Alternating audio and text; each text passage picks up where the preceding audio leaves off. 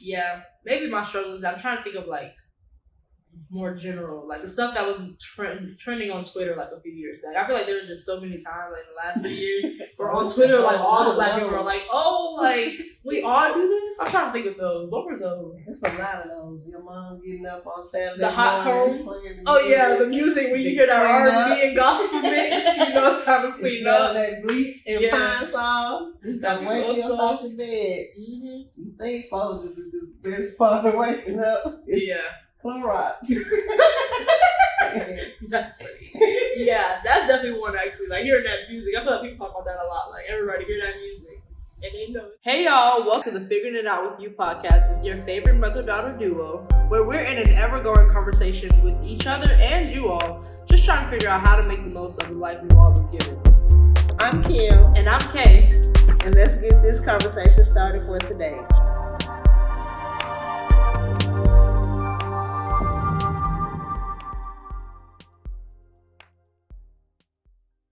Hey y'all. I'm Kim. And I'm Kay. And now let's get this conversation started for today. Alright y'all, so today, as y'all know, we're in the beautiful, beautiful month, which maybe by the time you're watching this, we might have just exited the month. But the point being that this Black History Month or day or relevance every day, you know? Because we do live in America and yeah, we just feel like, you know, Black history needs to be acknowledged all the time. And so I agree 100%. So whenever you're watching this, it's still Black History Month. It's Black History Day. It's Black History Hour because we're Black people and we're relevant in America. Hello. I was just telling Michaelia, it's so amazing when you look at the calendar from January to December. It's so many holidays. President's Day, Veterans Day, Independence Day, Columbus Day. But we get 1 month, the smallest month of the year, to celebrate Black history. So we're changing that. We're going to celebrate our Black history every day of 2024. And ongoing. And so I just wanted to talk today about Black history. Growing up, I never really was able to identify with my Black history. Michaelia is doing better than I did. She actually studied African American studies in school. But as a brown girl growing up in the city of Scottsdale, Georgia, I don't feel like I had any Black history. I think I'm making my history now. But the way other people can go back and review their history and think about where they came from, I don't feel like I have that option. Most of my older relatives have passed away. I know they say I can do like a DNA test. I'm not really, haven't gotten to that place yet. But I don't think we have Black history being African American people in America. What do you think about that? How do you feel? That's just my personal opinion. Yeah, I feel like for me, as someone who loves history, I think of like, well, one, I think of, obviously we all have like somewhere we came from or some things we came from. Obviously there's like, I don't know, my friend once told me the number, it's like a crazy number, like in the billions of people, maybe millions, I'm not sure. It's a big crazy number of like all the people that contributed to like you being you, like the combinations of like grandparents and like great-grandparents and like great-great-great-grandparents and like how all these people ended up in places where they can meet the next person that will help and basically like being a part of your lineage. And so in that sense, like in like the most literal sense, I guess, it's like very obvious that obviously we all have like some history to connect to. But like my mom was saying, it is true that for some of us, we have less access to being able to learn any of that history or like even for any of that history to have even been preserved in a more specific way. But for myself, I've always felt like there is like, yeah, I feel like I'm it's kind of funny, like in this conversation I'm thinking about what is history even mean or like what does Black history even mean, because I feel like, yeah, it seems to me like a given, like of course we do, like yeah, sure, maybe it's not like some like super specific, or maybe like I feel like for myself growing up, I used to think maybe like, oh, we don't really have traditions in the same way as some other cultures do. But then when you think about it, it's like we kind of do. We just maybe don't think of them as traditions, or like like maybe it's not like coded in the same like level of like awareness that is like such a like okay for some cultures there's very specific things that they do that like it's very obvious like everyone in the culture knows of it as this thing that belongs to their culture. I feel like for Black Americans like we have culture and we have traditions and we have things that persist from Black household to Black household, but maybe we don't acknowledge them as like this overarching like sharedness, which I feel like social media has been bringing out a lot. I feel like over the last few years, like there's been so much stuff. People are like, oh, y'all have that too. It's like, yeah, like we all have them same little pepper pots with the black and white. Like I don't know. It's just like obviously these things are like I don't know. Some of them maybe weren't purposeful or maybe weren't like created for the sake of being like our culture or tradition. Maybe just happened by happenstance. But now like there is more history to it or more like meaning to it. I'm not sure, but in short, yes, I feel like I have always felt very connected to my Black like lineage and history, and whatnot. Well, that's good. I think, and I agree that we do have culture, we do have traditions. When I say I don't know my history, I'm thinking like I know people that came from that are immigrants from Nigeria or Ghana or various places in Africa where they understand their music, they understand their language, they understand their culture. Because we were African Americans, I think our history is muddled. I don't feel connected to that. I have a coworker, he always tells me I look like I'm a Nigerian, and he be like, yeah, you my Nigerian auntie, and but I don't know what I am. I know I'm Kim, but having something more definitive to connect to. I mean, we grew up listening to hip hop and art. We created hip hop, so I know that's a part of my culture. But I'm thinking more along the lines of where my ancestors came from. I don't have that connection. Yeah. And it too could be like our generation differences, even though it's very like small. Like, cause for me, I'm like, that's enough. Like, I don't know. Like, like for me, like growing up, I feel like I always connected to like hip hop and rap in a way where I did feel like this was me like learning my like history or lineage. Like it didn't feel obviously it wasn't that long ago. Like hip hop was created from when I was a child. But at the same time, it was long enough to like be kind of a different world, to be like learning to explore that world in a way that wasn't quite the world I was currently living in, but somehow connected in a very like not that long ago kind of way. And at the same time, I also see like some of, which probably is like a testament to like being able to take some classes in African American studies in college too. Like just seeing the interconnectedness of like our hip hop and like some like like new types of music that exist in like some African countries, or like how dialects like may have like some similarities, or yeah, that's interesting. I think music transcends all cultures because it's just something about a good beat. Yeah, for sure. You can feel it in your spirit. For sure. So I think music is definitely something that connects us all. Yeah. So let's talk about some cultures that we have that we would not even consider not cultures, like some aspects of our culture, or traditions. Okay. That people probably wouldn't think would be considered a tradition in general, but it is a tradition. That's interesting. Because I it's hard to think of some, but I know that they exist. So let me think. Okay, you got one? Like in our family or just like in general? In our family. We had a tradition when my auntie was alive that we had Sunday dinner every Sunday at 2 p.m. at her house. It did not matter if you worked or where you were, but everybody knew to make it to Stone Mountain, Georgia by 2 p.m. If you couldn't be there at 2, you needed to be on your way. And that was a tradition. And I really missed that because that was a way for us to connect every single week with each other. I think life makes you feel like you're so busy and you don't have time.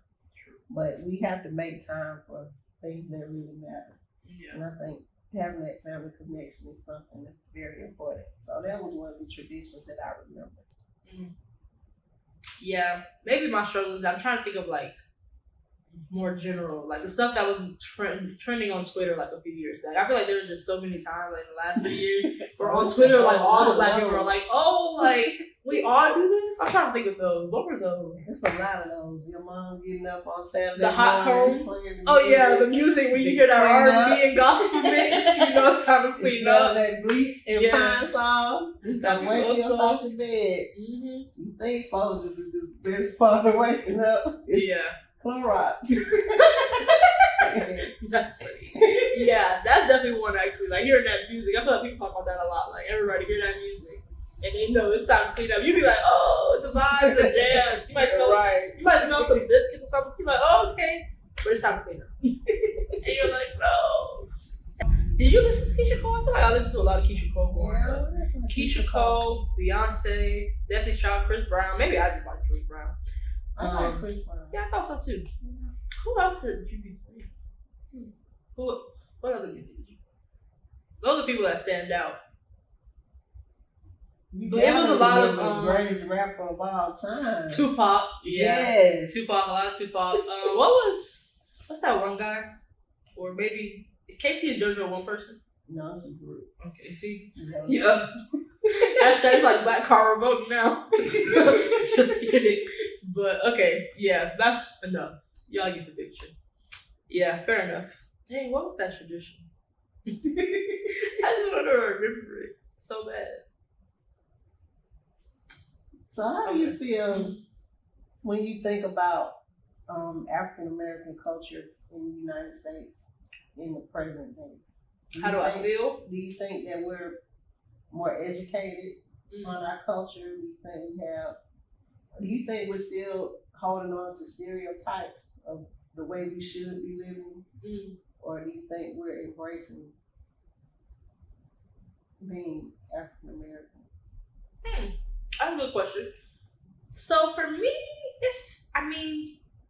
if social media is any indication, which I feel like it kind of is, it feels social media and also just the spaces that I interact with in real life. Also, I feel like growing up in Atlanta or living in Atlanta, it's a little bit harder to tell. I feel like you have I personally, not you, but like me, I feel like I have a very narrow sense of like what the black people all across America are thinking or like how they're living or whatnot. I feel like at least in Atlanta, in this like metro area, in this like even southeastern kind of, but really in Atlanta actually. Anyways, I feel like there is like a lot more education about like our culture and just like being okay with also having to create culture for ourselves and not feeling like so much pressure or maybe any pressure. Okay, I can't say any pressure, but not feeling so much pressure to like conform to any particular like previously like popular Eurocentric like ideals. In terms of like I think appearance and like speech maybe. But in other terms, I think we definitely are still struggling. Like in terms of like, okay, how to live a life. I feel like we're now starting to think like maybe this like go get her hustle all day, like don't stop. Like maybe that is like not quite our vibe. Maybe we do come from a culture that's a lot more like we are like each together and we can support each other rather than like each man for himself kind of thing. I feel like more and more we're starting to see like maybe that is also an aspect of like pressures from other cultures that we've taken in that we can stand to probably let go a little bit. But in terms of like our appearance and stuff, I feel like in Atlanta at least, like people are like happy living their lives and not caring what like the general standard is for sure. Yeah, and just for me, remember when I was growing up, we did a lot of hair straightening, we did a lot of perms. Now they're saying like those relaxers cause cancer and things. And I just remember when I made the decision to lock my hair. And my main concern was how am I going to show up to work? Like, are they going to let me in the building? And I even remember being shunned in a job interview once about my hair. So hair and appearance is something that is it creates issues. It causes self-esteem issues. And I think that now, in this day and age, everybody is free to be themselves. You can have purple hair, you can have polka dotted hair, you can, You know, you can bald it, you can fade it, whatever you want to do, and it's okay. And you're seen as a person and not just like Vivian said, I'm not my hair, you know. Yeah. So that's definitely a plus. But when I was growing up, there was a lot of just people trying to conform. And even when I talk to a lot of my older relatives, I hear them say things like, oh, she came with that nappy hair, and can you believe she wore that? And I'm like, and even myself, I can say that I've been guilty of telling my daughters, like, it's certain things you shouldn't wear, but they should be able to wear whatever they want to wear, right? Your body type is your body, and the way God made you, He made you perfect. So, you know, so I think that that's something that we all can grow from, you know, those stereotypes of how you should dress or what you shouldn't wear or how you need to have your hair. And I think it goes along with this freedom in this new culture to just be yourself, be who you want to be. Yeah. Live the life that you want to live. You know, that's one thing I do admire about your generation. Y'all kick down all the boundaries, all the doors. Like I'm here and I'm me. Yeah. And I really appreciate that. Yeah, and I was gonna say too, it's kind of funny, two things that came up when you were talking for me is that one, I think there are still obviously a great deal of places where you can't be just you know? But I do think, like, similar to what you were saying, I feel like there is like this growing culture. And I think obviously like younger generations, I feel like, are always at the forefront of like change, but at the same time, they're not the only people that are like changing. So I feel like even like in general, like there's just like this growing like appreciation, like you were even saying, for like being able to just be yourself, even if in some spaces it's still not necessarily welcome. Because I feel like how you were saying, like maybe some concerns were like, okay, how will I get hired, or just like different things like that, how I show up to work. I feel like now in some places that is still the concern, but people are more like, if like me personally, I'm like, I don't want to work nowhere where they're like, oh, you're here, you know. So like, I feel like for us, we also are like, we want to know where those boundaries are and like find ourselves like create new spaces so that we don't have to like deal with them. But at the same time, like, I was just reading yesterday, like, there's all these cases that are always coming up every year. Like, oh, this boy had locks and, like, his school won't let him come back. Like, this one boy, and I don't even know what state. He hasn't been to school since August because his hair is too long and he has locks. And they're like, bro, I'm not cutting my hair, so I actually saw a article where the guy was on the wrestling team. Okay. And they wouldn't allow him to compete in the match because of his hair. And the coach actually cut his hair on the sidelines in the middle of the match. It was traumatizing to me. He agreed to it because he wanted to, compete. Yeah. And it was like a state final or something. And I was like, just completely dumbfounded. But yeah, there are still a lot of spaces like that in America where people are judging you or they're telling you how you need to wear your hair or how you need to dress. And that's really sad because this is what, the land of the free? Yeah. But then the other thing that came up when you were talking is that it's funny that you were talking about like how there's a lot of like perm culture, people getting perms and like doing all these things to like straighten their hair.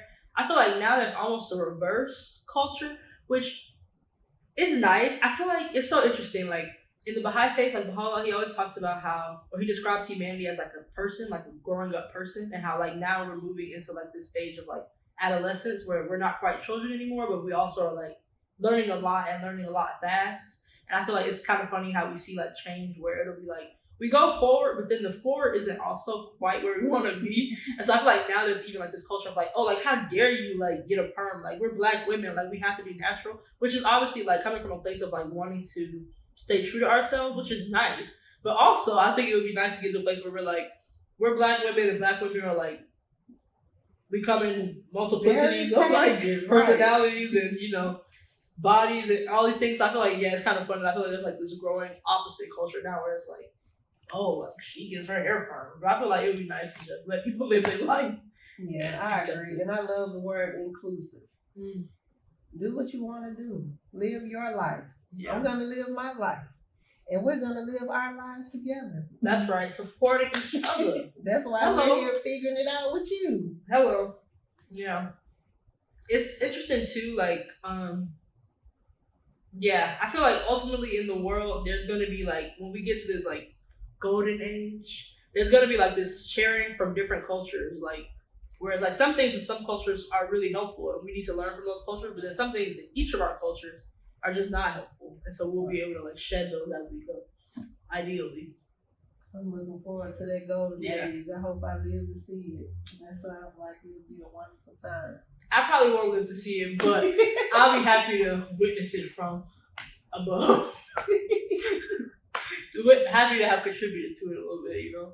Yeah. That's true. That's true. Yeah. And how do you feel like you have contributed to Black history, contributed to your peers or people that are looking up to you in any way, form, or fashion? Yeah, like going back to what I was saying before, I feel like sometimes it feels like a cop out to say this, like, oh, everything is, but low key, I really do feel like everything is history. Like, we're making history every moment of the day, and it's like, obviously, like, when we think of history, we kind of think of like the big events that happen that shape society, but realistically and truthfully, everything that we all do shapes society. If I take a nap, if I spend the rest of my days taking a nap, that will have shaped society. There would be like a lack of certain contributions that I did not make that affected society and like didn't get us to a point that we could have been. Or if I decide to become a teacher, that will have some effect on society. Obviously, it might not be like a groundbreaking effect, but it will have some effect. And so I definitely feel like I've contributed to history in general, but especially like Black history. Like, it's crazy. I was making a video yesterday about how, as cringy as it sounds, this is what I said in my video. I was like, as cringy as it sounds, that song "Stand Up" from Harriet, it just do it to me every time because as cringy as it sounds, those lyrics, they literally encapsulate like how I kind of feel like day to day when I'm thinking about like my role in like moving the envelope a little bit further for like my younger cousins and nieces and siblings, all these things. Because I feel like in that song, she's just basically saying like her role is to like go and prepare like a place for the people to come. Like we have to bring each other, you know, with each other, kind of like the idea of Sankofa. And similarly, I do feel like, yeah, like obviously my aunties and my mom and my uncles, they all lived a life and got to a certain point past where their parents were able to get to, so that we could get to a certain point past where they might have been able to get to, so that like the next generation, like me, maybe there's some lessons that I could just learn from them sharing and didn't have to like go through the 10 years of trial and hardships to figure it out. And like hopefully for my nieces and my younger cousins, similarly, like there'll be some things that they can just learn through me and not necessarily have to struggle with on their own first. And maybe that's like learning through me from like talking, but also maybe just learning through me and like seeing how I navigate this world. I feel like that's usually the one that has the longer lasting impact. There's some things that like when I think about like how I was able to become the woman that I am today, a lot of things like I don't necessarily know that there were so many like conversations like this is how you have to do this thing and this is how you have to do this thing, but it's more so like I saw how my mom was very servant leader like in her community, like in her faith community, but also just in our family, like always like going to check on people and bringing them food and all these things. And I feel like that kind of shaped how I view the world, like in my role in it. Yeah, I think a lot of times in our society, to Kay's point, everybody wants to think about themselves. But what if I take the piece of bread that I have and break it and share it? You know, we're gonna all eat. Everybody's gonna be fed. So that just goes right into we wanted to acknowledge some people that have inspired us for this Black History episode. So Maykalia, would you like to go first? Sure. Maybe we can do one. Okay. So we selected one family member and one friend. Yeah. Or someone outside of our family. Yeah. That has inspired us. So yeah. And that's crazy good that you mentioned like you can break a piece of bread, you know, you can rather than having the bread for yourself, you can break it and share it with everybody. The person I was gonna highlight today is our Auntie Boo, our Auntie Boo. My Auntie Boo, she was very much exactly like what my mom just said. Like, she was a very generous person. Growing up, like, I always knew her as very generous. She was very sweet, like, with the kids. Like, we would play card games together, trash can, which is so crazy. I started Southern recently, and these kids were playing trash can at lunch. And I was like, y'all know how to play trash can? Yeah, my auntie, like, she loved her some Burger King, and she would always go get a Whopper and cut. No matter how many people were at the house, she would cut that Whopper into that many pieces. If it was gonna be 6 people, it was gonna be 6 pieces of a Whopper. If it was gonna be four pieces of a Whopper. It would be so crazy, like, and she would be just as content as like having had a full Whopper. And I feel like she was definitely an example of generosity. Every time you went to her house, there was like new people that like lived there, and you're like, oh, who are these people? She met them randomly somewhere, like at a store, maybe had a few conversations. They need somewhere to stay. They lived with her for a few months. Like, oh, okay, yeah, she was a very inspiring lady for me growing up. Just very sweet. Like I feel like I never saw her upset. Like I go to her house, it was always good vibes. You know, growing up, realistically, there's a few people maybe. Look, you're lucky if you don't have any. And I'm trying to think, maybe I didn't really have any either. Okay, yeah, I got lucky. I didn't really have anybody where I was like, I don't really want to go to their house. Well, you were blessed. Yeah, Well, you were lucky. yeah. Because I had several. But maybe I had people that I would prefer to go to their house over other people. And she was definitely one of those people. Like it was no reason to not want to go over there. It was gonna be you was gonna be fed well. You could watch TV. You could play games with her. It was just like the perfect balance of like loving, but not like so like hunkering down on you. It was just great. She was so great. Yeah. Oh. So I wanted to highlight my auntie Boo. All right, and I would like to highlight my auntie Jackie. So Auntie Jackie is a beautiful spirit. She is, even when I was young, we call her Auntie Butterfly. She loves butterflies. She has butterflies all over her house. If you ever see her, she's gonna have butterfly earrings, butterfly rings, butterfly shoes. She just loves butterflies. But my whole entire life, I can remember going to my cousin Camille's house, like to spend the weekend. And she was just always that bubbly, happy person, like always full of life, full of joy, full of energy. And now she's in her 70s. She has this same energy. I love it. Every time I see her, she has like this bright red hair. She has her nails done. She's going to have her butterflies. She's going to have her colors. You know, and when you go in her house, she decorates for every single holiday. She's just that person that has just energy on 10. You know, and I just love her so much. And I don't get to talk to her as much as I would like to, but I want her to know that she always inspires me. I remember when I used to visit her and I would be in like some of the lowest points in my life, like literally like I don't even know if we're gonna have somewhere to live tomorrow. And she was like, oh Kim, you're so beautiful, you're so pretty, you know, I'm just so proud of you. You know, she always had an encouraging word. I do not ever remember her saying anything negative. You know, you have people that you know you love them and they're upbeat, but they have their vent sessions. But I don't ever remember her saying anything negative about anybody. She's just a beautiful spirit. So I want to highlight you today, Auntie Jackie Harmon. Nice. My second person is this African American Baha'i. I can't even remember necessarily around what time he like mostly was alive, but his name was Louis Gregory. And I think why Louis Gregory inspires me is because he kind of came from very humble beginnings. Like he grew up mostly, I think, in Charleston, South Carolina, but then went on to like do so many great things. Like he became a lawyer. He attended like University of Charleston, which I think is what it's called now, but it had a different name. He got like 2 degrees, like a master's, and he went to Howard for law school, and he became a lawyer. And then like pretty much like he found the faith in a very unconventional way. I feel like I remember that. I think he found it from 2 coworkers. Like he had 2 white coworkers, and one of them had been invited to like some Baha'i gathering. And they were like, I'm not personally interested, but you seem like the type of person that would be interested, basically. Like, basically what they told him. And he went to this event and then was able to hear like a talk. And just shortly after, like I think spent several times getting to know this one Baha'i family, and they were just building a friendship with him, but also sharing like some of the teachings of the faith with him. And then pretty much once he became a Baha'i, he spent like the rest of his life like traveling to like help teach the faith, but also to help with like race amity, because I think it was like around the time of like the 60s ish, like 50s and 60s, and yeah, 50s and 60s seems right. And so like obviously the Baha'i faith is one that talks about a lot about like many like unity.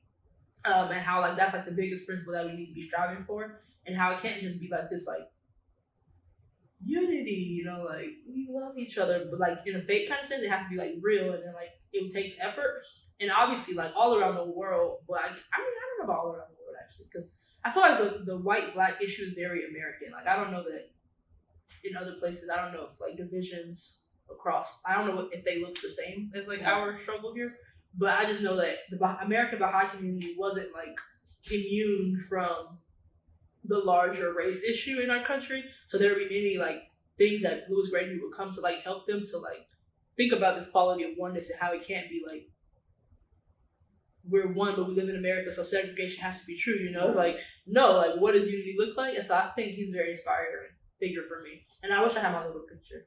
Just pretend. Can you guys imagine waking up out of your sleep to see a picture of a strange black man on your nightstand? It's a beautiful painting. That's how I met Louis Gregory. It's a beautiful painting. Yeah, but I just put it on by my mom's bed one day. And I think somebody asked, like, I don't know who, but they asked, like, is it like some kind of relative of ours? And I was like, no. No, it's not. So, but kind of, if you think of like spiritual. He's our brother. That's right. He's our brother. I mean, we're our brothers and sisters. Remove our color. We're our brothers and sisters. That's true. We have Caucasian people that can contribute to black issues. So, and have.